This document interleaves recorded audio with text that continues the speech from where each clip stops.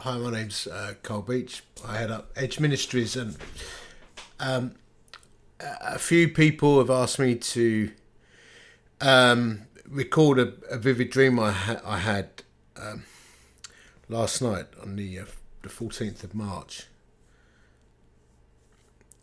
In this dream, I was speaking at a church, and I announced the passages right at the start. I never do this when I preach. I take people to the word, but in this dream, I said, look, these are the passages I'm going to be looking at.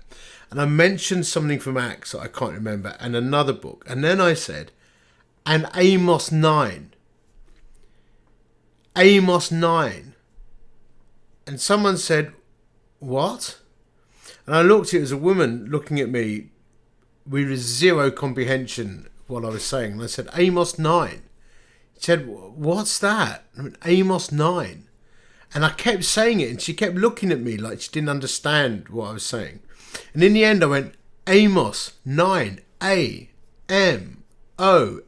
9.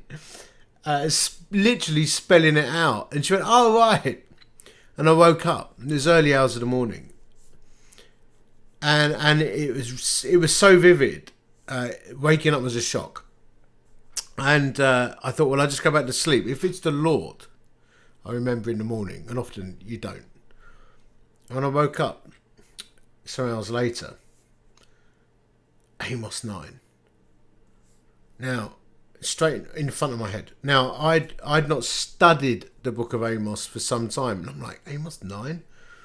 And I grabbed it and I read it. And the context is Israel being shaken and judged and sifted and then restored. It's an incredibly powerful passage, and it talks about, I will give the command, I will shake the people of Israel among the nations as grain is shaken in a sieve, not a pebble will reach the ground. And it talks about destruction, but it will not overtake people. And then it says, I will restore David's fallen shelter. I'll repair its broken walls, restore its ruins. Restoring David's tent, which was a place of constant prayer and worship. And I posted this on Facebook.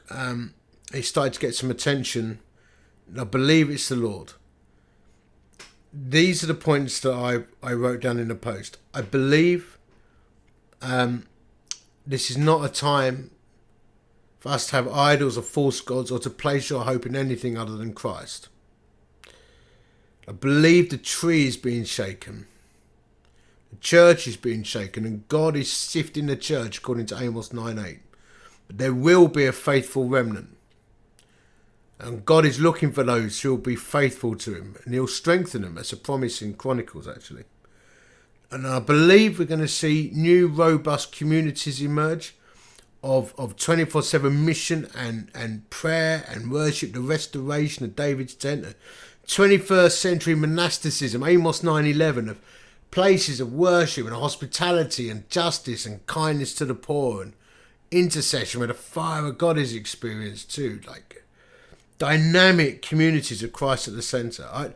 Personally, for those that engage with me on social media, you'll know that I've been feeling a personal call to holiness now for some time, and this is a time to be sober-minded and alert. 1 Peter 5 verse 8. Whatever that means for you, for me, that's meant a whole bunch of stuff around making sure my life is pure and clean before the Lord. I had questions over whether the church will listen and understand. I had to keep repeating myself. And it was only after really spelling it out that it was what I was saying was comprehended by people. It's a time to check yourself. Is your life bearing fruit? Are you truly following Christ? Amos 9:4 says, I'll keep my eye on them for harm and not good. And that's a shocking verse for the church in our culture.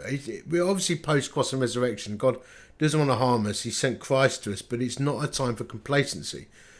Whilst restoration will happen and God is kind and gracious and patient, don't place yourself outside of his rescue plan.